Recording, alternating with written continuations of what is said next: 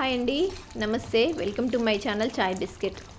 ఈరోజైతే మంచి టేస్ట్ ఉండే మెంతెం కూర ఆలు ఈ రెండిటి కాంబినేషన్లో కర్రీ చూపిస్తున్నాను. టేస్ట్ అయితే చాలా బాగుంది. ఇది రైస్ చపాతీలలోకి బాగుంటుంది. నేనైతే కొంచెం డిఫరెంట్గా చేసా. సూపర్ అంటే సూపర్గా ఉంది. ఇది పావు కిలో ఆలుని తీసుకొని ఇలా కట్ చేసి పెట్టేసుకున్నాను. అలాగే పావు కిలో వరకు మెంతెం కూరను కూడా కడిగేసి కట్ చేసేసి పెట్టేసుకున్న. ఒక ఉల్లిపాయ కూడా కట్ చేసి పెట్టేసేసుకున్నాను. స్టవ్ మీద డిష్ పెట్టుకొని 1 స్పూన్ వరకు ఆయిల్ తీసుకున్నాను. ఇందులో ఆవాలు, జీలకర్ర, ఉల్లిపాయ ముక్కలు, కరివేపాకు ఇవన్నీ వేసేసుకొని ఇలా కలుపుకొని ఫ్రై చేసుకోవాలి. ఇది ఫ్రై అయిపోయినాయి కదా ఉల్లిపాయ ముక్కలు, ఇందులోకి కట్ చేసి పెట్టేసేసుకున్న మెంతెం కూరని వేసుకోవాలి. మెంతెం కూర చేదు ఉంటుంది, పిల్లలు అస్సలు తినరు. అందుకనేసి ఇలా చేశాను. అస్సలు గుర్తుపట్టకుండా మెంతెం కూర అనేసి పిల్లలు అస్సలే గుర్తుపట్టారు. ఇలా ఆయిల్లో ఫ్రై చేయడం వల్ల మెంతెం కూరలో ఉన్న చేదంతా కూడా వెళ్ళిపోతుంది. అందుకని ఆయిల్లో మంచిగా ఫ్రై చేయాలి మెంతెం కూరని. ఇది మంచిగా ఫ్రై అయిన తర్వాత ఇందులోకి 2 టమాటాలు మీడియం సైజు కట్ చేసి పెట్టేసుకున్నాను.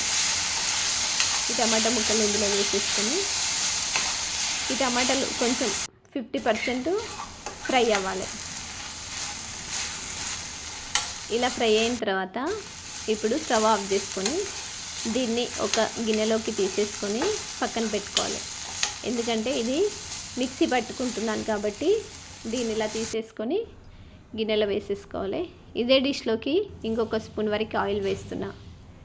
ఇందులోకి ఆవాలు, జీలకర్ర వేసేసుకొని ఇందులో కట్ చేసి పెట్టేసేసుకున్న ఈ ఆలును ఇందులో వేసేసుకోవాలి. స్లిమ్లో పెట్టి ఆలును మంచిగా ఫ్రై చేసుకోవాలి. ఆలు మరీ పెద్దగా కాకుండా చిన్నగా కాకుండా మీడియం సైజులో కట్ చేసేసుకున్నాను. దీన్ని ఇలా కలుపుతూ ఉండాలి, లేదంటే గిన్నెకి అతుక్కుపోతాయి ఈ ఆలుగడ్డలు. అందుకనేసి మధ్య మధ్యలో కలుపుతూ ఉండాలి. ఈ రెండింటి కాంబినేషన్ అయితే చాలా బాగుందండి, మీరు ఒకసారి ట్రై చేయండి. ఇవి చల్లగా అయిపోయినాయి కదా, దీన్ని పేస్ట్ లాగా మిక్సీ పట్టుకొని పక్కకు పెట్టేసేసుకోవాలి. ఇప్పుడు మళ్ళీ ఒకసారి ఈ ఆలుని కలపాలండి, ఎందుకంటే ఇదిగో నేను చూపించినట్టుగా అతుక్కుపోతుంది గిన్నెకు. అందుకనేసి కలుపుతూ ఉండాలి. ఇలా కలుపుకున్న తర్వాత ఇప్పుడు మిక్సీ పట్టుకున్నటువంటి ఈ మెంతెం కూర టమాటా పేస్టును ఈ ఆలులో వేసేసుకోవాలి. అలాగే ఇదే జార్లోకి కొంచెం వాటర్ వేసేసుకొని ఇందులో వేసేసుకున్నాను. దీన్ని ఒకసారి మంచిగా కలుపుకోవాలి.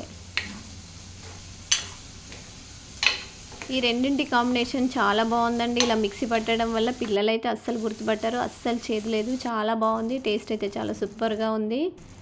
ఇప్పుడు కొంచెం పసుపు, రుచికి సరిపడినంత కారం, ఉప్పు, ఫ్రెష్గా దంచుకున్న అల్లం వెల్లుల్లి పేస్టు, 1 స్పూన్ ధనియాల పొడి, కొంచెం జీలకర్ర పొడి ఇవన్నీ వేసేసుకొని ఒకసారి ఇవన్నీ కలిసేటట్టుగా మంచిగా కలుపుకోవాలి.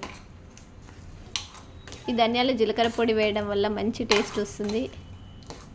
కావాలంటే గరం మసాలా కూడా వేసుకోవచ్చు. నాకైతే నచ్చదు, అందుకని వేయలేదు నేను. ఇలా వేసేసుకొని కొంచెం సేపు ఉడికించుకోవాలి.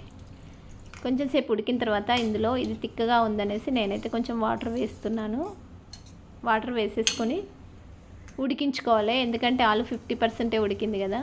ఇలా వాటర్ వేసుకొని మూత పెట్టుకొని కొంచెంసేపు ఉడికించుకున్న తర్వాత ఇందులో మెయిన్ ఇంగ్రీడియంట్ ఏంటంటే పెరుగు అండి. 2 స్పూన్ల వరకు నేనైతే పెరుగు తీసుకుంటున్నా. పెరుగు వేయడం వల్ల ఈ కూరకు మంచి టేస్ట్ వస్తుంది. అందుకనేసి పెరుగు వేసేసుకొని ఇంకొక 10 నిమిషాల పాటు ఉడికించుకోవాలి. లాస్ట్లో కొంచెం కొత్తిమీర వేసేసుకొని స్టవ్ ఆఫ్ చేసుకోవాలి. అంతే అండి. టేస్ట్ అయితే చాలా బాగుంది. రైస్లలోకి, రోటీలలోకి చాలా సూపర్గా ఉంటుంది. తినలేని వాళ్ళు కూడా మంచిగా తింటారు. మెంతెం కూర అస్సలు చేదుగా లేదు, చాలా సూపర్గా ఉంది. మీరు కూడా ఒకసారి ట్రై చేసి టేస్ట్ చేసి ఒక కామెంట్ పెట్టండి. అలాగే మా ఛానల్ చాయ్ బిస్కెట్ ఛానల్ ఎవరైతే చూస్తారో తప్పకుండా సబ్స్క్రైబ్ చేసుకోండి. అలాగే మీ ఫ్యామిలీ మెంబర్స్కి, మీ ఫ్రెండ్స్కి షేర్ చేయండి, లైక్ చేయండి. Thank you.